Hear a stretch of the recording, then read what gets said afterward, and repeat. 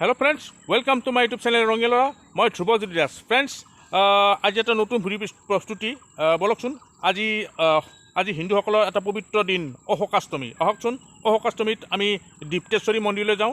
ৰঙিয়া চহৰৰ পৰা মোটামুটি 2 কিলোমিটাৰ ইণ্ডিয়াৰ লগত থকা সেই দীপ্তেশ্বৰী মন্দিৰতে যিটো অশোকাষ্টমী চলি আছে তাতে মহাবলী পৰ্যন্ত হ'ব। তে বলক বন্ধুসকল আগবাঢ়িছোঁ সেই অশোকাষ্টমীলৈ। আহক আগবাঢ়িছোঁ।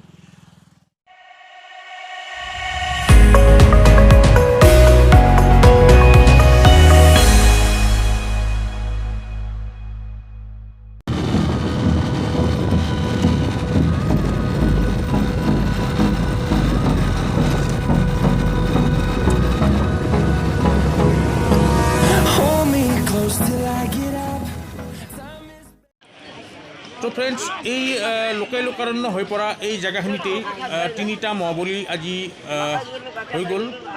ইয়াতে মহাবলী দিলে এই অশোকাষ্টমীত দীপ্তেশ্বৰী মন্দিৰৰ সন্মুখভাগত।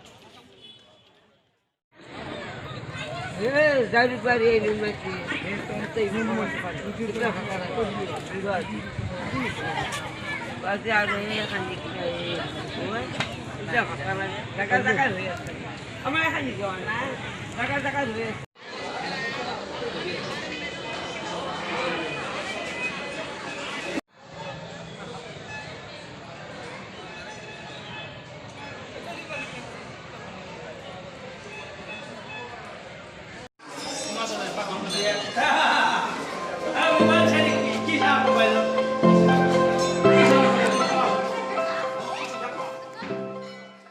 দুখ প্ৰকাশ কৰিলোঁ এইকাৰণে যে মই অহাত মোৰ অকণমান দেৰি হ'ল। আজি সোনকালে 2টা বজাতে যিটো বলি বিধানো হ'ল, লগতে পূজাখনো হৈ গ'ল প্ৰায়।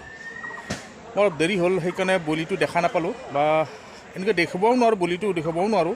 তথাপিও মানুহবিলাক অলপমান গৈছেও।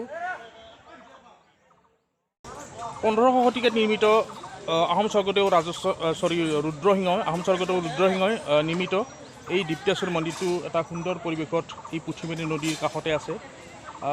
সুন্দৰ পৰিৱেশত এই ঠাইখনি আছে। ইয়াৰ মাহাত্মা বহুত আছে যে এটা প্ৰবাদ আছে যে সতীৰ যেতিয়া এটা উদৰ ভাগ ইয়াতে পৰিছিল বুলি কোৱা হয়। এটা শাক্তধৰ্মীসকলৰ বাবে এটা পবিত্ৰ স্থান হিচাপে দীপ্তেশ্বৰী মন্দিৰ থাকিব।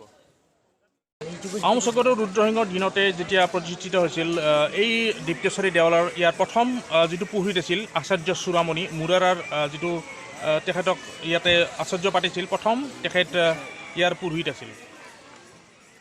ধন্যবাদ। মই বহি আছোঁ দীপ্তেশ্বৰী মন্দিৰৰ কাষতে। এয়া কিছু উতনুৱা ল'ৰা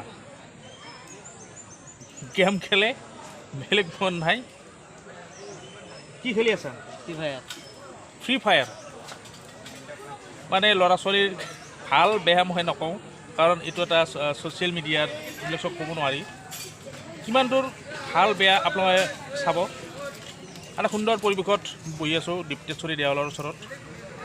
ইতিহাসটো আপোনালোকে নিশ্চয় ক'লোঁ মই। 1500 শতিকাতে স্বৰ্গদেউ ৰুদ্ৰসিংহৰ দিনতে নিৰ্মিত এই দীপ্তেশ্বৰী দেৱালয়খন এটা সুন্দৰ পৰিৱেশত এই ঠাইত আছে। ধন্যবাদ, আহিব। তো বন্ধুসকল, মই আজি খুব দুখিত অনুভৱ কৰিলোঁ এইকাৰণে যে মই দীপ্তেশ্বৰী মন্দিৰৰ সেই পূজাভাগ ভালকৈ দেখুৱাব নোৱাৰিলোঁ। লোকাৰণ্য হৈ পৰে এই দীপ্তেশ্বৰী মন্দিৰ। লগতে এটা কথা কৈ থওঁ যে দীপ্তেশ্বৰী মন্দিৰৰ পৰা 5-6 কিলোমিটাৰ নিলগত থকা যিটো কুৰ্মা মাধৱ দেৱালয়খন আছে সেইখনো বহুত পুৰণি, আহোম স্বৰ্গদেউসকলে বনোৱা। সেই কুৰ্মা মাধৱক সেই দেৱালয়ৰ পৰা কুৰ্মা মাধৱক দোলা কৰি অনা হয় দীপ্তেশ্বৰী মন্দিৰত। তাতে তেওঁ আৰু দীপ্তি আৰু মাধৱক তেওঁলোকক নোৱাই ধুৱাই তেওঁলোকক বিয়া পাতি দিয়া হয়। এটা সুন্দৰ এটা ৰীতি নীতিৰে ইয়াতে বিয়াখন পতা হয়। লগতে অশোকাষ্টমীৰ লগতে বলি বিধান ইয়াতে হয়। এইবাৰ 3টা মহাবলী হৈছে মই জনামতে। কি ক'ম, লোকাৰণ্য হৈ পৰা এই পূজাভাগ মই আপোনালোকক ভালকৈ দেখিব নোৱাৰিলোঁ, তাৰবাবে মই একেবাৰে দুখিত অনুভৱ কৰিছোঁ। অহাবাৰ নিশ্চয় আপোনালোকক দেখাবলৈ মই চেষ্টা কৰিম। তেতিয়াহ'লে বন্ধুসকল, মই ভিডিঅ'টো বেছি দীঘলীয়া নকৰোঁ। তেতিয়াহ'লে পুনৰ নতুন ভিডিঅ' লগ পাম, আকৌ নতুন উদ্যমেৰে। আজিলৈ আহিছোঁ। ধন্যবাদ।